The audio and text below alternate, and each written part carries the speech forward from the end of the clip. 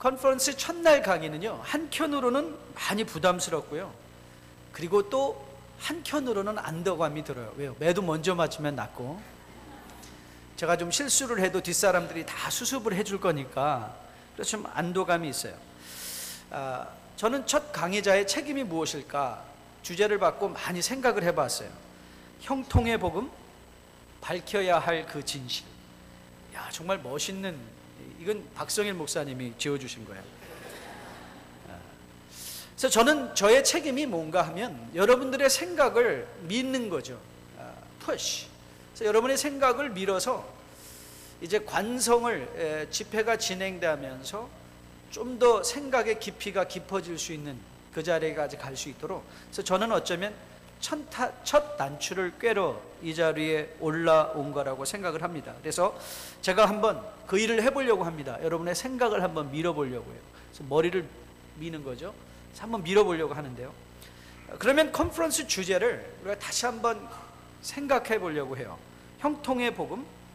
왜 형통의 복음이 밝혀야 될 진실이 됐을까? 왜 진실이 됐을까? 그 이유는, 형통의 복음이라는 것이 밝혀야 될 진실이 될 이유는 오해되어지고 있기 때문에 그렇지 않겠습니까? 지금 오해되어지고 있는 것이 있어요.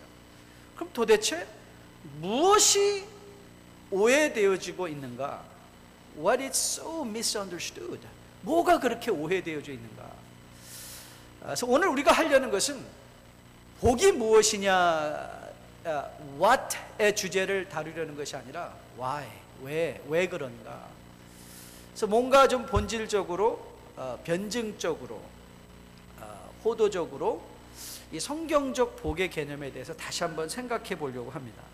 그러면 먼저 우리가 생각할 건 뭐냐면, 도대체 오해되어졌다고 했을 때 그 오해되어진 부분이 무엇인가를 먼저 생각해 보아야 되겠죠.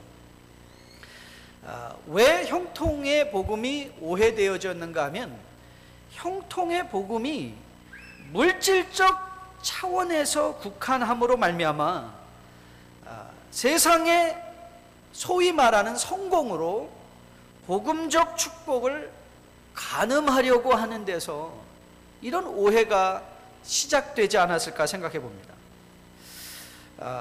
성경은 그렇다면 물질적 축복에 대해서는 결코 아무 말도 하지 않고 있는 것인가? 그걸 먼저 우리가 한번 다뤄봐야 되겠죠. 근데 사실 여러분들이 성경을 읽다 보면 성경은 여러 차원에서 이 물질을 가지고 복으로 얘기하는 경우, 아니면 더 나아가서 우리가 이 땅에서 열심히 일했다고 할 때 그 일의 대가, 아니면 더 나아가서 고난의 대가로까지도 내가 여기서 이 땅에서 고난을 받았으니까 우리가 세상적인 물질적인 축복을 받아야 된다라는 쪽으로 encourage하고 있는, 호도하고 있는 것처럼 또 들릴 때가 많이 있단 말이죠. 그래서 제가 이거를 생각해 봤더니 성경은 seemingly inconsistency in the Bible, 뭔가 불일치하는, 제가 예를 하나 들어볼까요? 산상수훈과 같은 구절에서는 물론 물질적 축복의 차원이 형통이 아닌 것으로 말씀하고 있습니다. 그렇지만 물질적 축복을 복으로 설명하는 구절도 의외로 많이 있다는 것이죠. 여러분, 부자 청년이 근심에서 떠났을 때 베드로가 주님 앞에 나와서 이렇게 말했어요. 주님, 우리는 다 버렸습니다. 우리는 다 버리고 주님을 따랐습니다. 그랬을 때 주님은 마가복음에서 베드로에게 뭐라고 약속을 해주셨냐면 이렇게 약속을 해주셨어요. 예수께서 이르시되 내가 진실로 너에게 이르노니 나와 복음을 위하여 집이나 형제나 자매나 어머니나 아버지나 자식이나 전토를 벌인 자는, 자, 내가 포기했단 말이죠. 주님을 따르기 위해서 모든 것을 버렸다고 얘기를 했습니다. 그러자 주님이 이렇게 얘기했어요. 현세에 있어 집과 형제와 자매와 어머니와 자식과 전토를 100배나 받대. 100배나 받대. 박해를 겸하여 받고 내세에 영생을 받지 못할 자가 없느니라. 그래서 주님은 단순히 성도의 삶은 다 미루어진 축복. 그러니까 우리는 항상 그러잖아요. 천국의 지금 힘들지만 천국 가서 보자. 아니요. 내세에도 영생을 받는 축복을 누리지만 지금 100배나 준다고 그러셨잖아요. 아멘 안 하실 거예요? 100배? 100배. 여러분이 잘 알고 있는 우리 컨퍼런스의 또 중심 구절 중에 하나, 요한 1서 3장 2절. 여러분 잘 아시죠? 사랑하는 자요, 내 영혼이 잘됨 같이 내가 범사에 잘되고 강건하기를 내가 간구하노라. 범사. 이 범사는 우리가 살아가고 있는 모든 일의 현실이잖아요. 현장이잖아요. 그렇죠? 교회 안에서만 잘되기를 원하노라, 그런 뜻이 아니라 모든 일의 범사에 다 잘되기를 내가 원하노라, 간구하노라 라고 말하고 있지 않습니까? 여러분, 이런 신약의 구절뿐만 아니라 우리가 구약에서 보면, 구약에서는 이런 사실들이 더 분명하게 드러나죠. 아브라함의 축복. 아브라함은 물질적으로 결코 가난한 삶을 살았던 것 같지는 않아요. 우리가 이제 앞으로도 많이 풀어주실 거지만 요셉의 형통, 애굽의 2인자가 됐다. Second man in charge. 얼마나 파워풀한 포지션입니까? 욥의 고난, 여러분 욥의 고난 후에 받았던 2배의 축복. 그러니까 우리가 그렇게 말을 하잖아요. 지금 고난스러운 현실이 지속되고 있지만 견디고 참으면 뭐가 된다는 거예요? 2배 받을 수 있다. 그런 말을 하고 있잖아요. 그렇죠? 그러니까는 투자하자. 고난도 투자다. 고난도 투자다. 히스기야의 형통도 있고요. 질병으로부터 치유받는, 그리고 주님께서도 정작 이 땅에서 하셨을 때 먹지 못한 자들을 먹이고 가난한 자들에게 복음을 전해주시고 치유가 필요한 자들에게 질병의 치유를 이루어주신 그런 주님 아니셨습니까? 이 번영신앙, 축복신앙 등의 영향으로 이 복을 이 오해된 차원에서 우리는 너무나 문제로 다룬 것 같아요.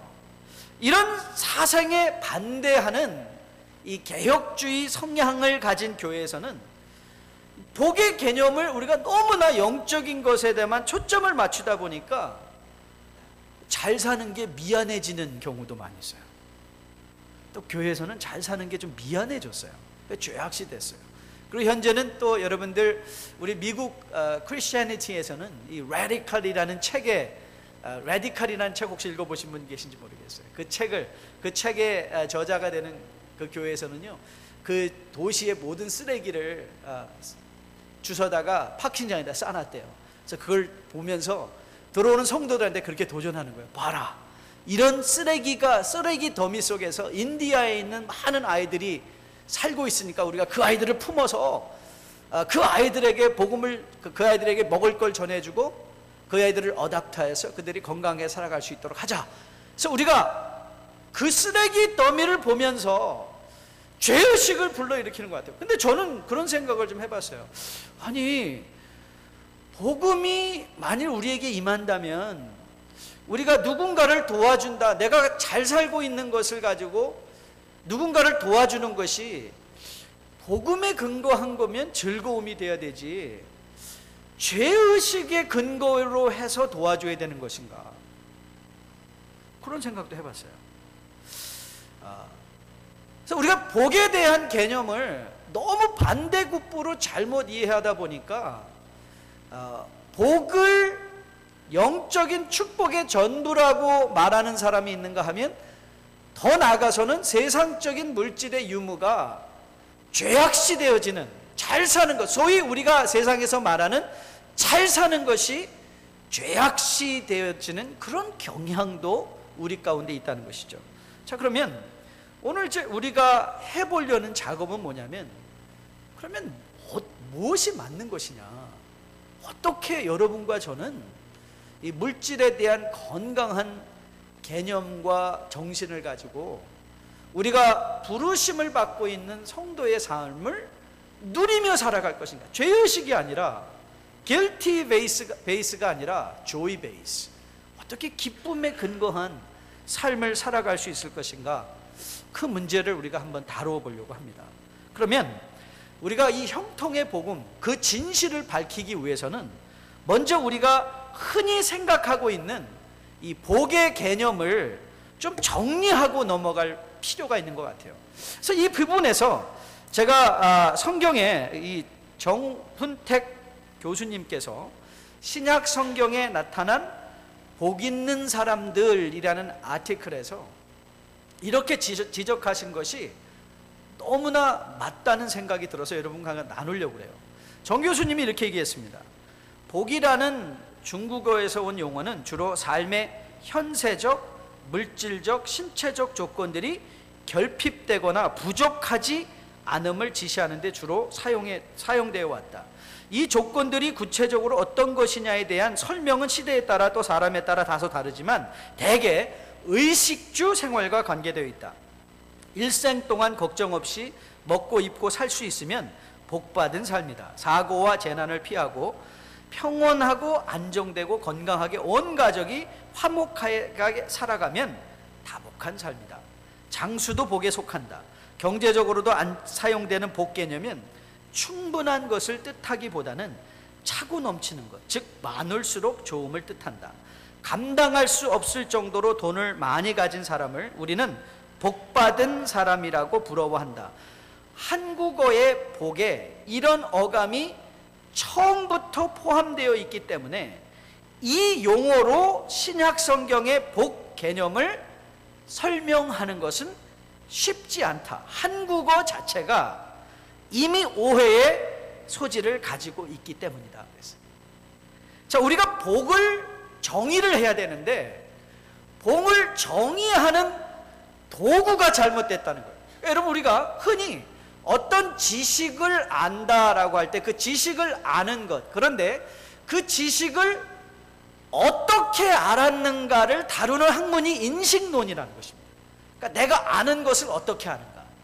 그러니까 2 플러스 2가 4라면 2 더하기 2가 4라면 2 더하기 2는 왜 4인가를 아는 게 인식론 차원이라는 것입니다. 그러면 우리는 무언가를 어떻게 알아가는가 하면 우리가 아는 것으로부터 출발해서 모르는 것을 새롭게 정의해 나감으로 알게 된다는 거예요. 그런데 만일 이것이 우리가 새로운 정의를 습득하는 과정이라면 우리는 본래적으로 한국말을 하는 우리들은 이 복이라는 개념 자체가 이미 우리를 잘못된 길로 인도해 갈 수 있는 모든 조건을 거기에 포함하고 있다는 거예요. 그래서 우리가 복을 얘기하기 전에 우리가 무엇을 어떻게 아는가부터 출발을 해야 된다는 거예요. 그렇다면 이 정훈택 교수가 지적한 것처럼 성경에서 우리가 복 혹은 복의 정황을 대할 때 우리는 이미 우리 마음에 복이라는 정의가 내려져 있기 때문에 그 개념을 가지고는 아무리 이걸 설명하려 해도 온전한 결론에 이룰 수가 없다는 거예요. 제가 생각하기로 열린 말씀의 컨퍼런스의 가치는 무엇인가 하면 저는 이거라고 늘 생각했어요. 저는 오늘 이 시간 이후로 여러분이 알고 있다고 생각하는 것을 의심하는 여러분 되시기를 주님의 이름으로 축복드립니다. 아니, 의심하라. 그런데 저는 여러분이 그런 도전을, 내가 알고 있는 것이 정말일까 한번, 내가 생각하고 있는, 내가 이렇게 생각하고 난 이렇게 알고 있다라고만 생각하지 마시고 내가 이거를 어떻게 알았는가, 과연 내가 알고 있는 이 정보가 정말일까. 저는 여러분들이 이런 질문을 가지고 하나님의 말씀을 접근하면요, 성령의 역사가, 성령이 우리에게 가장 강력하게 역사하는 부분은요, 티칭이십니다. 요한복음 14장을 쭉 한번 읽어보세요. 성령은 우리 가운데 심겨진 예수님의 말씀을 생각나고 기억나게 하고 그 말씀을 통해서 우리를 책망하게 하시는 것이거든요.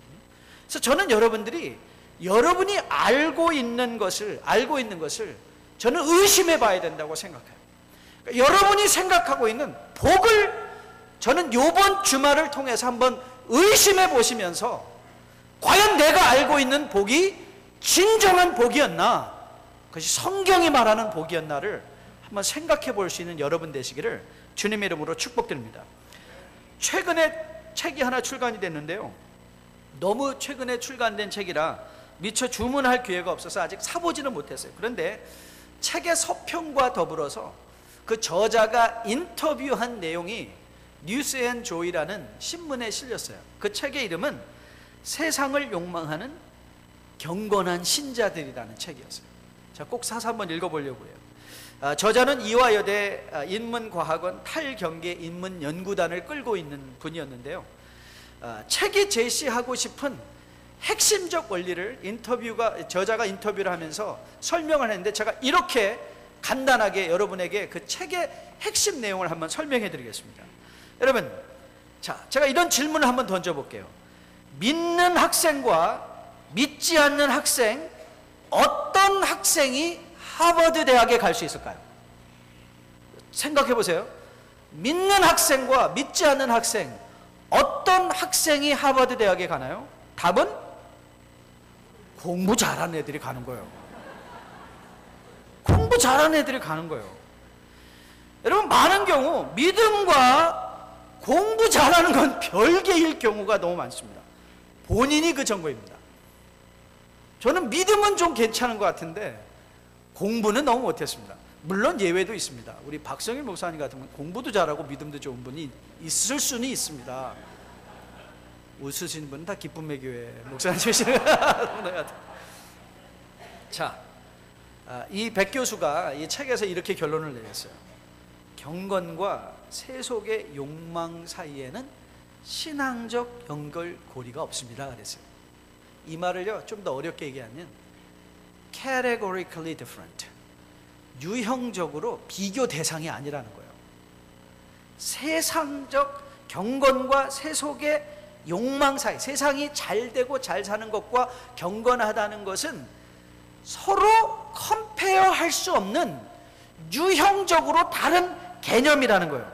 그러니까 저자가 이렇게 말합니다. 잘 믿으면 복과 구원을 얻는다는 신앙은 부지불식간에 생겨난 것이 아니다. 역사 속에서 정치, 경제와의 풍화작용을 거치며 생겨났다고 말하는 가운데 믿어서 물질적 풍요를 누리는 것은 사회적 이해이지 성경적 이해가 아니다 그랬어요. 저는 이 말에 동의가 돼요.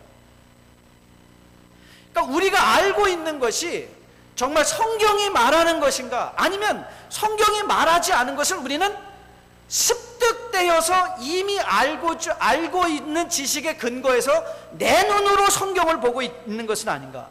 여러분, 세상에서 소위 세상적인 차원에서 누가 잘 사는가? 여러분, 믿음이 잘 사는 사람이 잘 삽니까? 아니면 믿음이 없는 사람이 잘 삽니까? 그건 또 무슨 나름이냐면요, 사람 나름입니다. 사람 나름이에요. 돈 버는 안목이 있는 사람은 잘 살아요. 그런데 믿음은 좋은데 돈 버는 안목이 없는 사람들이 있더라고요. 저도 목회 25년 했거든요. 정말 믿음이 좋으신데 돈 버는 기술이 없는 분들이 있어요. 저는 그분들에게 항상 직장 생활 하세요. 사업하지 마세요. 직장 생활, 열심히 기도하시는데요, 직장 생활을 하시라고 안 보이시는 거예요. 꼭 끝물 타고 헛물 튀고, 누가 돈 다 버는 다음에 정리해주러 들어가시고, 남들보다 먼저 들어가가지고 헛물 켜가지고 길 다 닦아놓고 다른 사람이 돈 벌고. 믿음이 아니에요. 그럼 믿음하고 연결시킬 수 있는 게 아니에요. 여러분, 성경이 제시하고 싶은 것은요, 물질적 풍요가 잘 사는 것이 아니에요. 그렇게 비교될 수 있는 개념이 아니라는 거예요. 여러분, 어떤 사람은요, 많은 돈을 가지고도 잘못 사는 사람이 있는가 하면 잘 사는 사람도 있어요. 우리가 생각하는 복음적으로 잘 사는 사람도 있어요. 성경이 잘 산다는 의미는 뭐냐면, 이거는 사실은 우리가 알고 있는 모든 전제를 부수어 버리고 새로운 개념의 라이프 스타일을 성경이 제시하는 거예요. 그래서 힘든 거예요, 이 작업이. 성경은 우리가 생각하지 않았던 전혀 새로운 개념의 잘 사는 것을 얘기하고 있는 거예요. 구약의 이스라엘 경우를 여러분 한번 보세요. 여러분, 구약에서 이스라엘 민족이 출애굽에서 이스라엘 민족이 소위 우리가 말하는 성공을 했을 때는 언젠가면 항상 하나님이 그들과 함께 하셨을 때예요. 그러니까 이스라엘은 한 번도 자기네들이 군사적 힘이 세기 때문에 대적을 쳐서 이긴 적이 없고, 이스라엘은 한 번도 군사력이 약했기 때문에 진 적도 없어요. 그러니까 이스라엘은 한 번도 자기가 갖고 있는 조건으로 말미암아 내가 이제 이렇게 빵빵하니까, 오히려 다윗이 자기가 좀 이제 잘 살게 되고 힘을 얻게 되었다고 인구조사를 했을 때 하나님한테 된통 맞거든요. 그러니까 이스라엘의 성공, 이스라엘이 잘 사는 건 언제 잘 살았냐면 하나님의 임재 가운데 있었을 때 잘 산 거예요. 하나님의 임재, the presence of God. 여러분, 저는 믿기로 물질적 형통이 진정한 복음적 형통이 되는 것은 언젠가면 하나님의 임재가 함께 하는 것이라고 믿습니다. 하나님의 임재. 여러분, 제가 제일 좋아하는 시편 중에 한 편이 시편 23편입니다.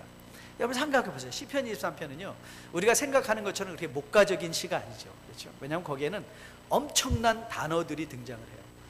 사망의 음침한 골짜기를 지나 원수의 목전. 근데 제가 항상 우리 교인들과 함께 나누고 싶은 것이 뭐냐면요, 다윗이 원수의 목전에서 하나님이 베풀어 주시는 상, 그 상 앞에서 누리는 잔치 인생이 저는 항상 제 마음에 그려져요. 그러니까 다윗의 상황을 보면 시편 23편은 다윗의 인생에 가장 어려울 때 지어진 시라고들 흔히들 말하고 있죠. 원수의 목전이에요. 그런데 다윗은 원수의 목전에서 잔치 인생을 사는 거예요. 왜? 여호와는 나의 목자시니까. 하나님의 임재가 거기 있으니까. 그러니까 성도는 하나님의 임재 속에서 잘 사냐 못 사냐를 세상의 판단이 아니라 하나님이 판단해 주신다니까요. 그래서 오늘 우리가 야고보서 4장 8절을 기억할 구절로 정했는데요, 야고보서 4장 8절은 이렇게 말하고 있습니다. 하나님을 가까이 하라. 그리하면 너희를 가까이 하시리라. 죄인들아 손을 깨끗이 하라. 두 마음을 품은 자들아 마음을 성결하라. 빌립보서는 이렇게 말하고 있죠. 빌립보서 2장 5절이죠. 너희 안에 이 마음을 품으라. 곧 그리스도 예수의 마음이니. 자, 이 마음을 품는다는 것이 뭐예요? 여러분, 로마서 12장에서 바울은 말하죠. 너희는 이 세대를 본받지 말고 오직 마음을 새롭게 함으로 변화를 받아 하나님의 선하시고 기뻐하시고 온전하신 뜻이 무엇인지 분별하라. 여러분, 하나님의 뜻을 분별한다는 것이 무슨 의미일까요? 여러분, 실제적인 삶의 현장 속에서 하나님의 뜻을 분별한다는 것은 하나님의 임재 속에 들어가는 것이죠. 잠언 1장 7절은 지혜와 지식에 대해서 이렇게 정의를 하죠. 여호와를 경외하는 것이 지식의 근본이다. 이 여호와를 경외한다는 것의 의미는 뭐예요? 하나님과의 관계적 용어잖아요. 하나님을 두려워할 줄 알고 하나님을 즐거워할 줄 아는 것. 그것이 하나님의 임재. 하나님의 임재에 들어가 있는 사람은 절대적인 하나님의 뜻 가운데 순종하게 되고, 그래서 결국 하나님의 주권을 인정한다. 하나님의 주권을 인정하는 데 있어서 세 가지 요소가 있죠. 하나님의 통제를 인정한다, 하나님의 권위를 인정한다, 하나님의 임재를 인정하는 거예요. 매일 나의 삶의 현실 속에서 하나님의 임재. 그래서 골로새서 3장은 이렇게 우리를 권면하고 있습니다. 무슨 일을 하든지 마음을 다하여 주께 하듯 하고 사람에게 하듯 하지 마라. 여러분, 무슨 일을 다 주님께 하듯 한다는 것의 의미가 무엇일까요? 하나님의 임재를 생각하라. 여러분, 부자일 때도 하나님의 임재를 생각하는 것이 형통의 복음을 체험한 사람의 특징입니다. 가난할 때도 하나님의 임재를 기억하는 것이 형통의 복음을 체험한 사람, 복음적 형통을 체험한 사람의 특징입니다. 야고보 장로는 1장 9절 10절에서 이렇게 말을 하고 있습니다. 낮은 형제는 자기의 높음을 자랑하고 부한 자는 자기의 낮음을 자랑할지니 이는 그가 풀의 꽃과 같이 지나감이라. 낮은 형제는 자기의 높음, 내가 세상에서 스스로가 낮다고 생각할 때 그럼에도 불구하고 나를 위하여 핏값으로 사주신 그리스도의 보혈이 내 존재의 가치인 것을 생각하는 것, 그게 당당한 복음적 형통을 체험한 사람의 특징 아니겠습니까? 내가 세상에서 잘 살았을 때, 잘 살고 있을 때 나의 부한 자는 자기의 낮은 나 같은 사람을 구원해 주신 하나님, 나의 죄악됨을 돌아보며 그럼에도 불구하고 하나님의 놀라운 자녀로 나를 불러주신 바 그 은혜에 감격하고 감동해서 무엇이든 주를 위하여 내 인생을 내어놓을 수 있는 자리. 성경은 한 번도 부한 자를 컨데밍한 적이 없습니다. 못 사는 자를 복음의 복을 받지 못한 자라고 한 적이 없습니다. 성경은 부한 자도 인정하고 가난한 자도 인정하고 있습니다. 부한 자는 그러나 하나님의 임재 속에 자기의 낮은 것을 자랑할 줄 아는 것이 복음적 형통을 경험한 사람의 특징이요, 내가 이 세상에 아무것도 소유한 것 같아 아무것도 없어 보이는 빈털털이라 할지라도 나를 위하여 흘려주신 그리스도의 십자가의 보혈을 알고 있기 때문에 어떠한 상황 속에서도 잔치 인생으로 누리며 즐거움과 기쁨을 함께 나눌 수 있는 사람, 저는 그것이 우리가 밝혀야 될 이 세상에게 보여줘야만 하는 복음적 형통의 진실이라고 저는 믿습니다. 저는 여러분과 저가 이번 컨퍼런스를 통해서 이제 그런 작업을 할 수 있기를 주님의 이름으로 축복드립니다. 여러분들이 알고 있는 복의 개념을 한번 의심해 보시고 이번 컨퍼런스를 통해서 잘 산다는 것의 의미가 무엇인가를 이제 여러분들의 아는 것에 근거한 것이 아니라 복음을 통하여 여러분에게 보여지는 하나님의 말씀으로 여러분의 마음이 다시 한번 리쉐입 되셔서 세상 사람들이 힘들고 어렵다는 이 시대 속에서 내 잔이 넘치나이다, 잔치 인생으로 즐거움과 기쁨과 복음의 충만한 복들을 누리며 살아낼 수 있는 여러분과 저 될 수 있기를 주님의 이름으로 축복드립니다. 기도하겠습니다. 하나님 감사합니다.